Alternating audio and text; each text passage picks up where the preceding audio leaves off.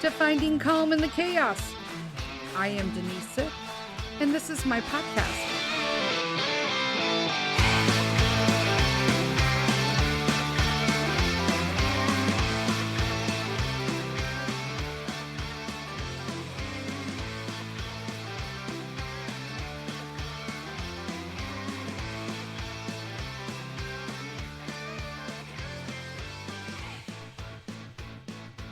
Hello.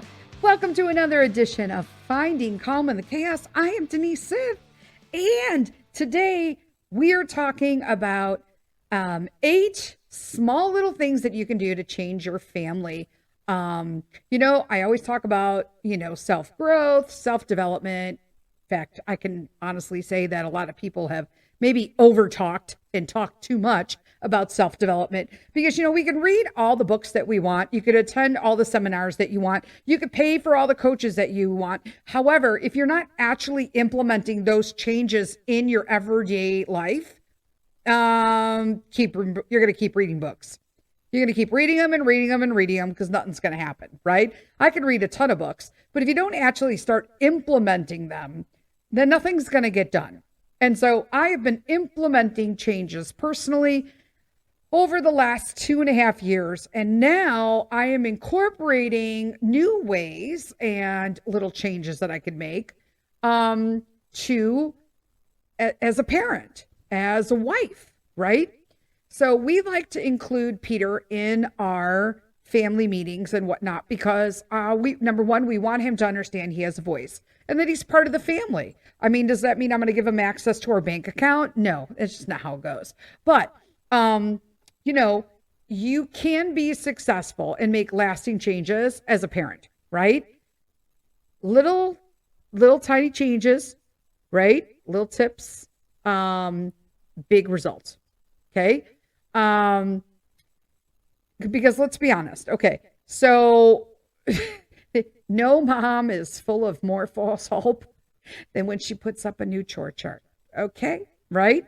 You think you got it. They have you can get the green light ones. There's ones on your phone. The green light ones are connected to money. That's what we're going to be using with Peter. Come his 8th birthday, we're going to implement that into his life. And that also teaches them, financial responsibility as well, which I think needs to start happening earlier for kids. Kids need to understand how much stuff costs, and they don't. Okay. And I didn't have pretty much any financial responsibility or talk given to me growing up. And I think it was detrimental to my finances. And so, it took me literally 4 decades before I realized, holy crap balls, I suck at money. And it wasn't that I was bad with money. I was uneducated about money because you have to be very careful about how you talk to yourself with respects to money as well. We talked about that some past podcasts. There you go. Past episodes. So much easier. We love new beginnings as parents, right? We're going to redo everything, the hopeful moments.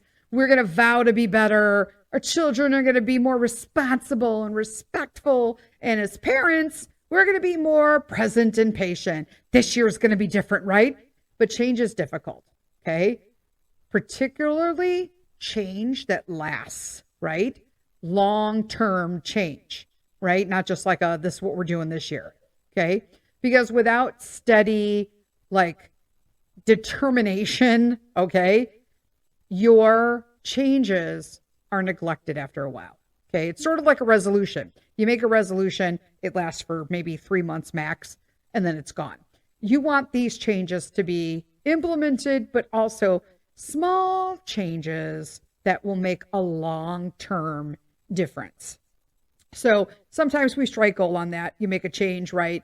You did an adjustments in your communication. That's me, right? Modification in your discipline strategy. I tried that as well. And they really start to work. Sticking around for the long haul and improving family life, maybe not, right? So I'm going to share a few of these I guess, tips, right? Family tips that we can start using on our kids. These are the ones that I'm implementing with Peter. This is new to us as well, but I'm thinking, you know what? I see a lot of it online. So why doesn't, everybody's out the social media, always posting about how our kids are driving us nuts. Or we're always posting about how they're spectacular and winning at everything, which I'm going to be honest with you, that is wonderful, but it's bullshit. Your kids are not winning 24/7. There's shit going on. Be realistic. We want our kids to be great, but in the real world, there are losses as well. And so we need to embrace that. And I am more concerned about just his respectfulness to me and his father, to other family members, to people. I also need him to know about stranger danger, or like I used to say, behavior. So we're not doing stranger danger anymore, because usually the people who are dangerous are people who know you. I know that sounds weird, but most groomers are people who are community driven, or community people who are well known and established, or in your family. And so we don't go with stranger danger anymore. We go with bad behavior or bad actions. So this way he understands that could happen to people close to you. We also have a rule in our house that there are no secrets, period. There are no secrets for mommy and daddy. There are never going to be consequences, but there will never be secrets. There, period. So the first rule that we do, and I'm always shocked. I'm going to be honest with you guys.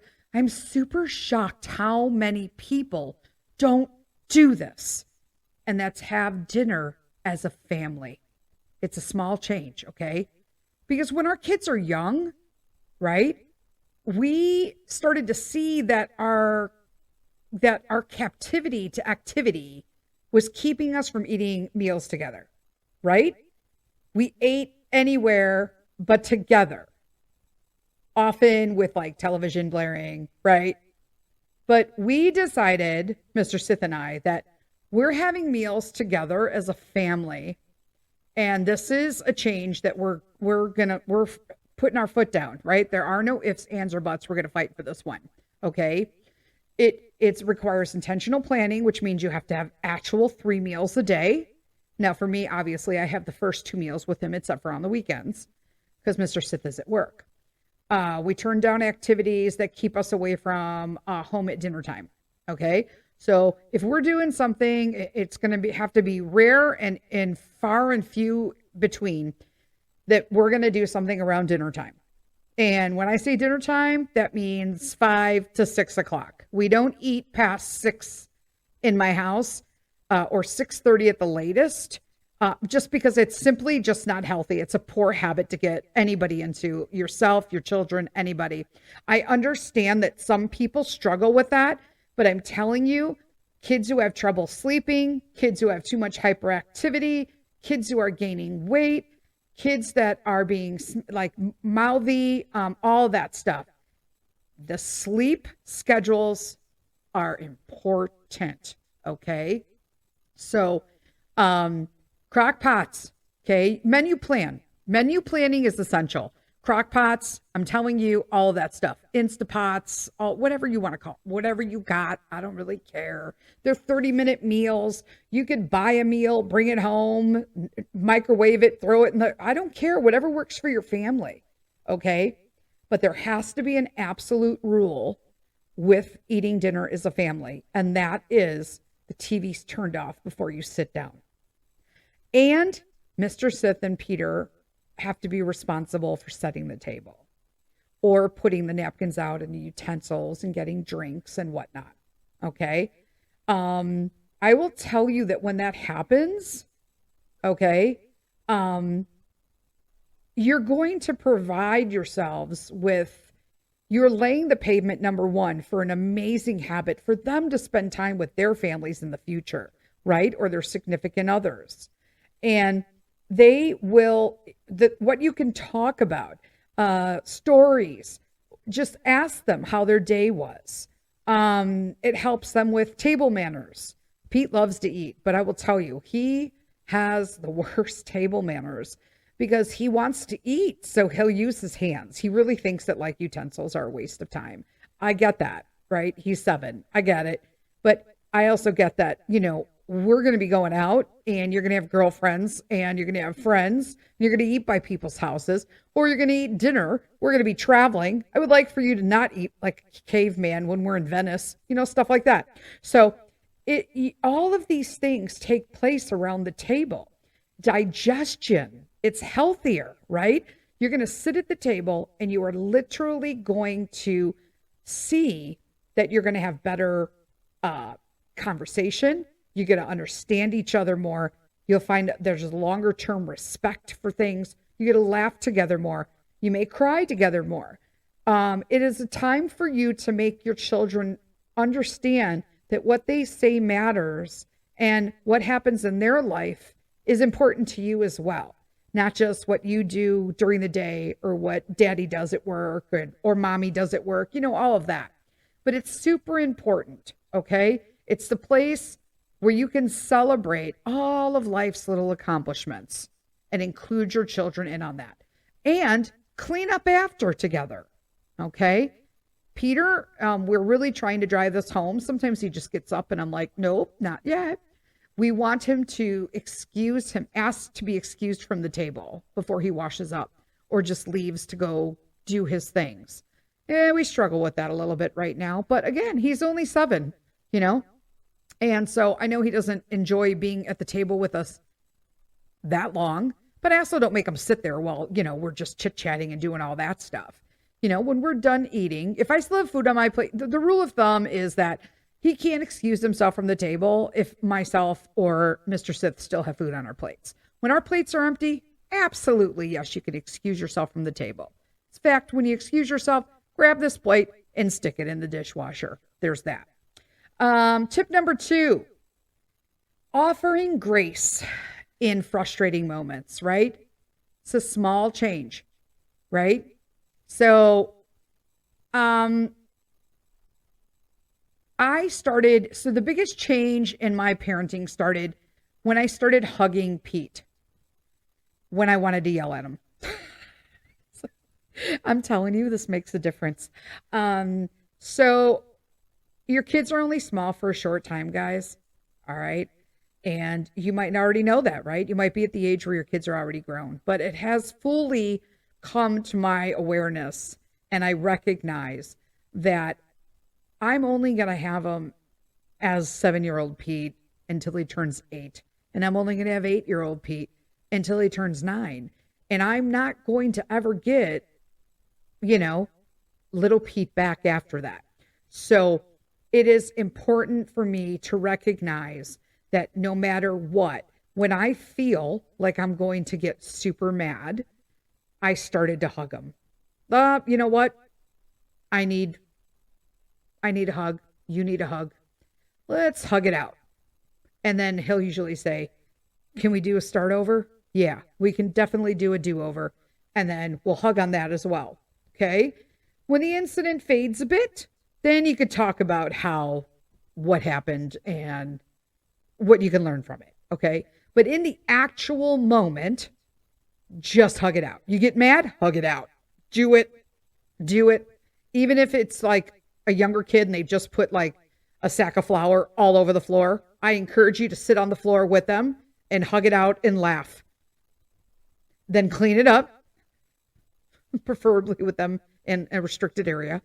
And then talk about it later if they're old enough, right? There's nothing you can do about that. But the lasting difference is that children need to learn from their mistakes, okay? And understand how to make better choices. But if I'm just screaming every time they do something, right? How is that helping them at all? And to become a better mom, I need to recognize that goal is much bigger than the moment at hand. And so in times of those frustration times, right? In times of frustration, it's how I treat and nurture his heart, right? And it could take a few minutes to clean up, flour,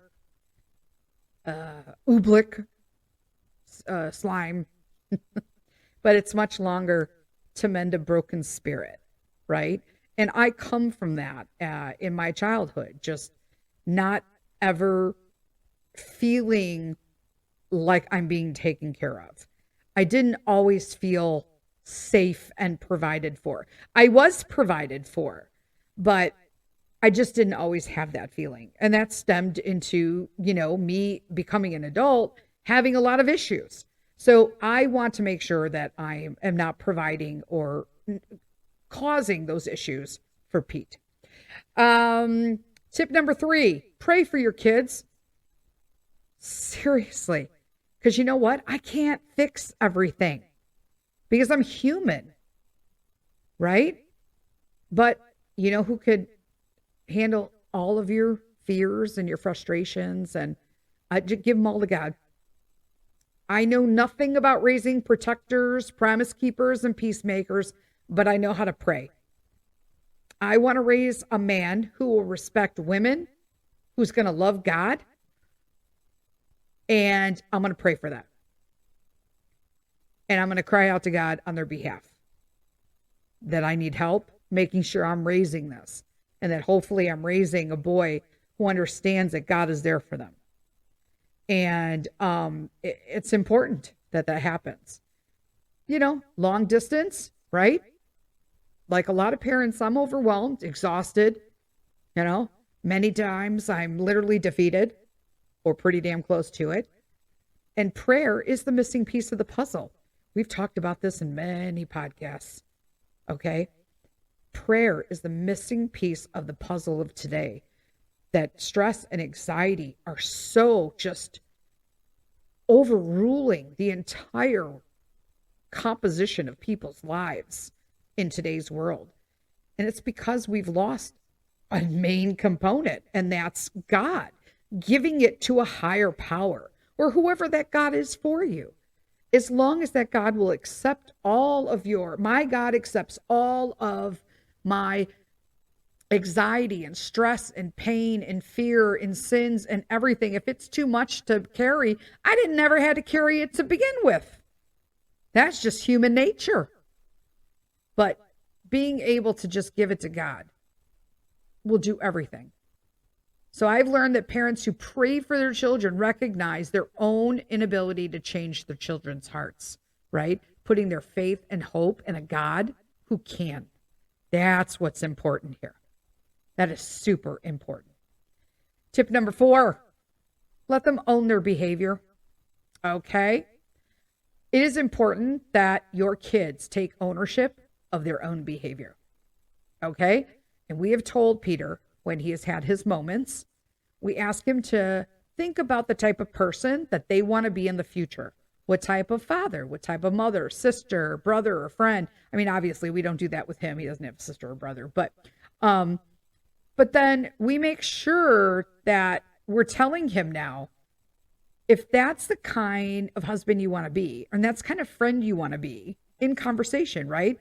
He has a situation, he tips out a little bit on the behavior, and he can be like, hey, you said you wanted to be this kind of friend to people, but, really just like not keeping your hands off of, your friend over there really isn't being the kind of friend you said you wanted to be. Do you want them to put their hands all over you? My kid has a touching problem. He touches, and then, like even after like all this like COVID stuff, he still touches everything. Oh God, he touches everything. But he does get a little too handsy with people, and a lot of people don't like that. He's like Mr. Hug and squeeze, and squeezing people's faces. Don't touch my favorite. I'm like, don't touch people's faces. Like, just stop touching people. But this is how I've let him understand that needs to stop, right? That he has to own his own behavior, and that's how it is. So, we're going to go on, do the next 4. I think I have 4 more. And, until then, we're going to take a little break from our sponsor, Reclaimed. Be right back.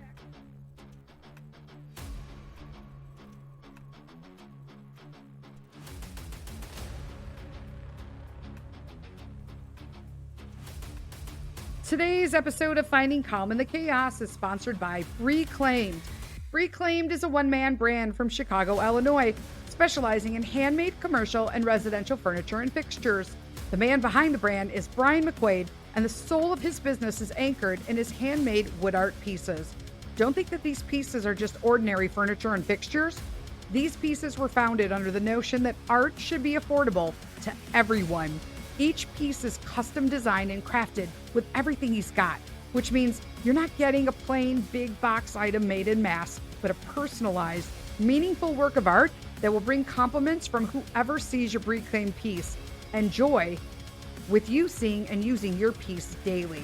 Not a single person, I will tell you, walks into my office without asking me about my reclaimed desk and end table. And they can't hang their coats without asking me where I got the cool railroad spike wall coat rack either. Brian's talents go far beyond desk tables and coat racks. Personalized hearts, jewelry boxes, flags, special occasions. It's art, folks, so the possibilities are pretty much endless. You don't have to take my word for it. You can check out the beautiful art of Reclaimed at www.reclaimedchicago.etsy.com. Again, that's www.reclaimedchicago.etsy.com. Or check out and follow them on Instagram at Reclaimed, BRECLAIMED.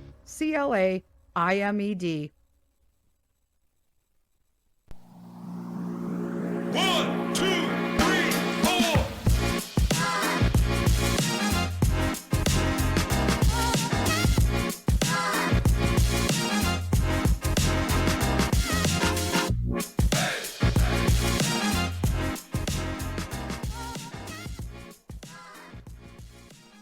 Hey, hey, hey! We are back from the break. If you guys have not checked out the stuff from Brian McQuaid at Reclaimed, I urge you to go over to his Instagram. Handcrafted wood. He can pretty much make whatever you need. I love it, and I have pieces that I love from him, and I'm sitting on one of his pieces now. But okay, so we're talking about tips that you can use in your family with your children to, over time, just build a better bond with your children and basically make them more responsible people and better people in the future, and build a stronger relationship between you as a parent to build that bond. And so tip number 5 is build on the good. Okay. Small change, okay. You need to find out what your kids do that is super awesome, or what you do that is super awesome, and get away from the bad things that you do. We all do bad things or have bad habits, okay? I'm the screaming mom, okay? I'm the screaming mom. After all the wasted effort of telling myself to control my yelling, I recognized, okay, people, that I needed a strategy that circumvented my weakness, okay? And so I have to let Peter know that when he acts the way he does, it's ineffective to me. And so, I'm not going to do that if you're going to be screaming, right? You do know that if you are not doing your homework, you do understand that you can't expect to watch YouTube later, right? You have to earn that time. And so sometimes mommy needs help with that rule too. Okay? From now on, listen to mommy when she uses the calm voice. But if mommy screams, say, "Excuse me," right? And walk away. And so he will tell me sometimes when I'm getting angry, Peter will say, "Mommy, I think you're going to trigger." He's right. He knows when it's going to happen. And what's the difference long term? Let me tell you, there's a huge difference, right? It is huge. And your kids are going to appreciate that. And Peter will tell me, "You know what? I'm sorry, mommy. My behavior, I can't help myself right now. I'm very upset." And I need to walk away. Walk away. And then, I might be like, well, here goes more time we're wasting while he's walking away. But that's because I'm not honoring his tap out. And so he'll come back and he'll say, "You know what, mommy, I did that because I didn't want to get real mad and make you mad and cause you to trigger and yell." Oh, well, I appreciate that. He saw what could happen he knew where his behavior, what it was leading up to, and he tapped out of it. And because I respected it, he came back and told me why he tapped out of it. And it was even more than what I could have expected. I'm like, wow. So not only was he helping himself from having a freak out, but he tapped out to save me from having a freak out as well. Why? Because this apple doesn't fall too far from my tree. Just letting you guys know. But isn't that awesome? You don't ever think that your kids don't understand what's going on. I'm not telling you to go into details about everything, but if you respect them as the little people that they are, okay, and keep their world safe, keep their world, keep their childhood, you're going to get so much out of being a parent. I'm telling you, once I've put all this stuff to the side and tried to implement it, and it's everyday work. I'm not just saying like our house is rosy right now because we do this stuff. I'm saying that I'm working on this every day. Sometimes it's working great. Sometimes it's not working so good at all. But then you do a restart, right? That's a redo day. That's a redo. Redo tomorrow. Redo tomorrow. We get it. Tip number 6, set physical boundaries. Okay. So a few years, I would say ago, I decided that I needed to start establishing clear boundaries. Okay. And I'm not talking about like consequences for their behavior, because those are good and necessary too. But what I really needed were like physical boundaries. Okay. Meaning my kid goes pretty much everywhere I go. Okay. Well, in the house, even their toys are everywhere. They're everywhere. Let me say that again. They're everywhere. Okay. So I started, and I'm really reinforcing these. Okay. Creating rules for places that were simply off limits to my kids. No exceptions. Because I need barriers, man. Moms need barriers. Okay. I need drawers and cabinets and a bedroom door that kids cannot open without permission. Now, I don't do the bedroom door yet, but we're working on the bathroom door. Okay? I need to have games and puzzles or my stuff for me. Not everything I have is yours. And moms, this includes my candy. Okay? If I'm going to go out and buy a swanky $7 vegan bar of chocolate that nobody wants until I have it, and then everybody loves vegan chocolate. I don't necessarily eat vegan chocolate. I like chocolate. But the place near my house makes excellent vegan chocolate. So sometimes I'll go in there and grab one because it's yummy.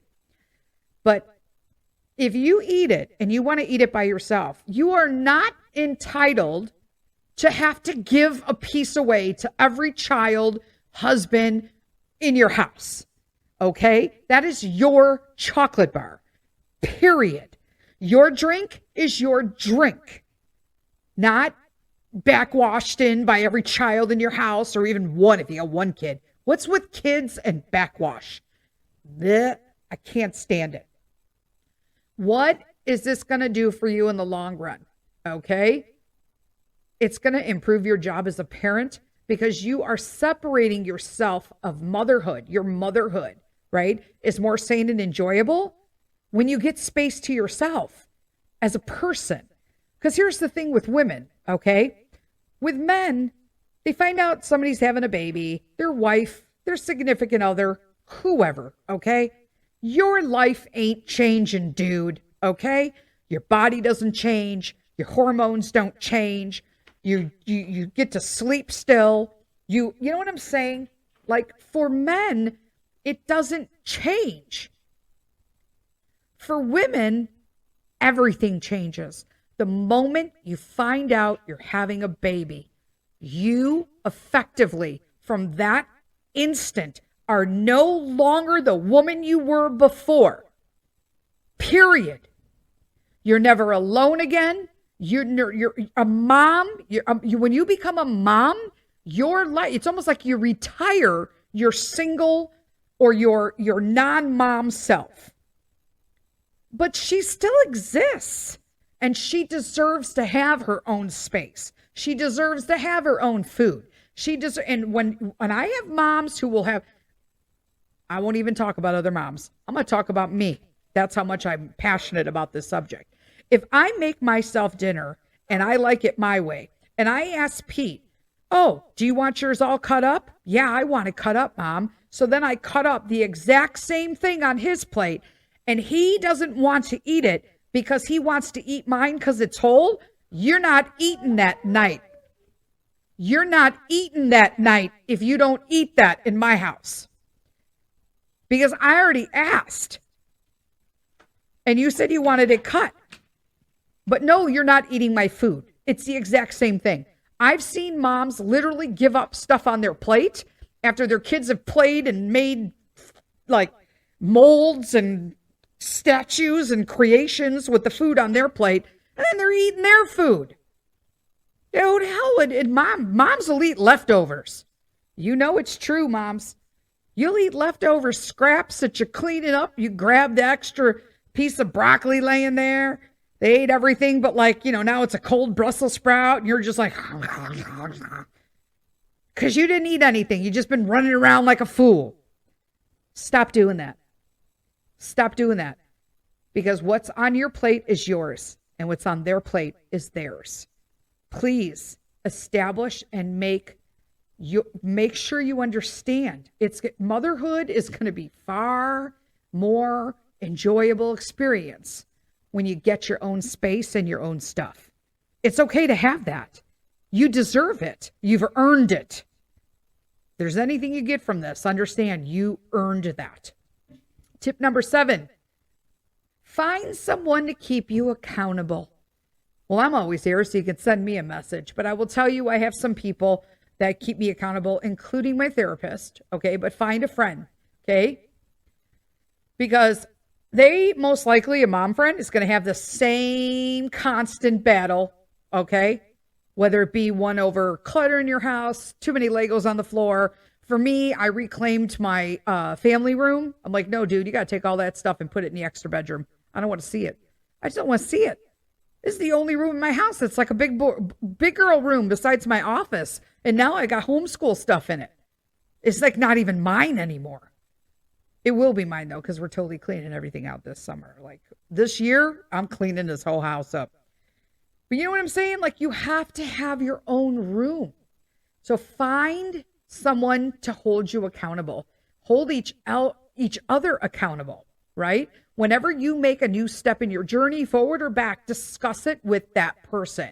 Dissect it. Determine how to not let the poor decision happen again, or at least not as often, right? We got to be realistic.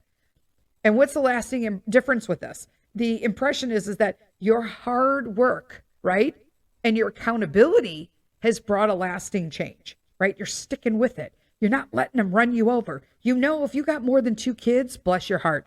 But I have friends with 4, 5, 6 children, and they are running you ragged mentally. Girl, take control. Okay?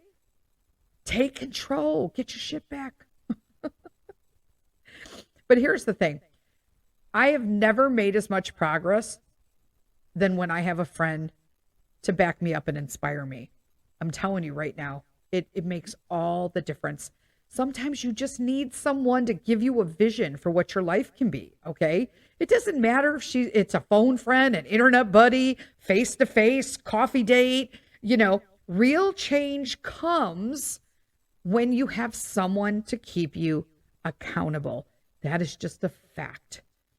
And then the last tip today is creating healthy surroundings, because environment is more important than willpower. I'm going to say that louder for the people in the back. Environment is more important than willpower, okay? I recognized how true that idea was years ago when I was flipping over to healthier lifestyle, okay? I can promise myself that I'm going to eat good like all day, and then the doorbell rings and they just delivered the Scout popcorn and it's filled with like that caramel chocolate stuff. And then I'm like, okay, fine. The next day, I'm not going to eat any sweets. A tempting environment can drain your self-control. Okay. So just make sure that you're doing that, right? Because this principle will impact, it's going to do an impact for not just you, not just your kids, but your husband, your spouse, right? And then you're training your children to have a healthy relationship with media, technology, themselves, food, everything. If we tell our kids to limit screen time to an hour a day, but then put a television in their bedroom and a tablet loaded with all their games, that's going to be a problem. Do you see where kids struggle? I don't understand. I had somebody, Peter, I forget who it was completely. I think he's told me somebody's got a TV in their room. I want a TV in my bedroom. Not getting a TV in your bedroom. We watch TV in the family room. That's the only place you need to watch TV. Why would you need a TV in your bedroom? Your bedroom is for sleeping or reading or playing if you want. But it's certainly not for watching TV. And he was like, oh, we don't allow TVs or digital devices in our kids' bedrooms, period. No. And when I say kids, I mean like there's not any we have a guest room too. And when my nieces are here, they know, even the teens, that their phones do not go upstairs with them. Sorry, not sorry. Because if not, they'll be on them all night. But we have access to board games. We could color. We can read. We could do stuff together. No. Mealtime, no screen time, period. And if you do not do, for us, it's homeschool, could be how they behave at school. They don't do their chores. They got their errands done. All of those things constitute whether or not he can have YouTube time or screen time, period. Okay. And there's a lasting difference with this. And this is huge. Okay. It will boost your kids' ability to make healthy choices because they're going to focus on the environment that they're raising them in. Okay. If you are you need to walk the talk. Okay. Walk the walk, walk the talk and the walk of everything. I don't know what the hell I'm talking about now, but I forget what it's called. Lime's moment. Anyway, make sure that you're putting your money where your mouth is. Okay. You can't expect your kid to eat all their food, but you're not eating vegetables. If you don't expect your kid to, to do things, if you're doing just the opposite, these healthy changes come and these rules across the board. Okay. You respect them. They respect you. But understand, they need to know that by respecting you and your choices and rules, they in turn can be heard and respected. And it becomes a partnership as a family. And that's what's in right. Family life has potential, like for so many opportunities to connect with our children. And you don't want a world of digital distractions to rob your family of those powerful moments that are important in memories. We sit around the table sometimes and Pete will talk about the craziest stuff sometimes. And it's important. Or when we're driving and he'll talk about something and the stories he tells are just hilarious to get his ideas on stuff. And the other day he said we were talking about he has his YouTube channel. We're starting a YouTube channel for him. He wants one. And if he's going to do it, I will be more than happy to foster that idea for him. And so he was going on, and then suddenly decided I got to have merch. Am I going to have an intro? I need a logo. This is what I want my logo to be. And he tells me, I want my logo to be a P with a headset across with the microphone on it. And here's me. Wow. Because Peter Productions, that's the name of his channel. And so I thought, that's amazing. Can you draw it for me? I'm like, oh, wait, does it look like this? Because I want to remind myself, because I'm going to try to make it on Canva for him. So I write a P and I do the headset and I put a little, basically it was a podcast microphone underneath it. And he goes, yeah, no, and puts a big X on it. because that's how Pete is. And he goes, no, I want to pee with a headset with the microphone attached to it coming in. Okay. So, of course, that night I worked on what he wanted and I showed him the next morning and he was like, that's exactly what I wanted. Thanks, Mommy. So now he has his logo as well. So now we're working on doing his intro video. But little things like that. I love that I get to have this time with him, being like in this creative zone with him. But at the same time, it's also teaching him that this could be a business for him. What kind of value is he going to present to his audience? Who does he expect his audience to be? And so all of these things, it doesn't have to be YouTube, guys. It's just what Pete's interested in. But find out what your kids' interests are. What do they want to do? Do they want to have a lemonade stand? Do we, my friend in Colorado, her kids, which are like my nieces to me and my nephew, the girls started a scrub, like a bath scrub business. So they do these holistic, all natural, organic body scrubs and lip scrubs. They're amazing. I freaking oh my, of course, I went in like Auntie Denise. I'm in there buying like $40, $50 worth of scrubs because I'm going to gift them, But oh my gosh, I just love them. My skin feels so good after I use them. I'm like, now how about this? Support those little things when you see kids do that. Support your kids' ideas. Ask them what they are, because that fosters so much more in the future for them when they're adults. So we're going to leave it at that today. I hope you guys got some value out of this. I appreciate you. Again, make sure you're over at the YouTube channel, pressing subscribe, the bell, ring the bell, press the little like. I don't know what it is. Just go over to YouTube and subscribe, and I'll let you know when Pete Productions goes live. But until then, I appreciate you all. Make sure you share this podcast if you know a mom or a dad who may be needing this advice. And go out, seize the day, and lead with kindness.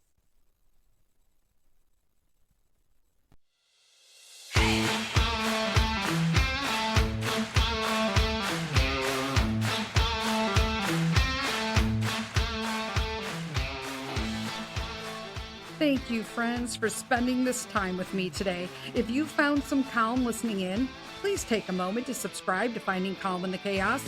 And just so you don't miss out on future episodes, make sure you're receiving notifications. Thanks again. Until next time, lead with kindness.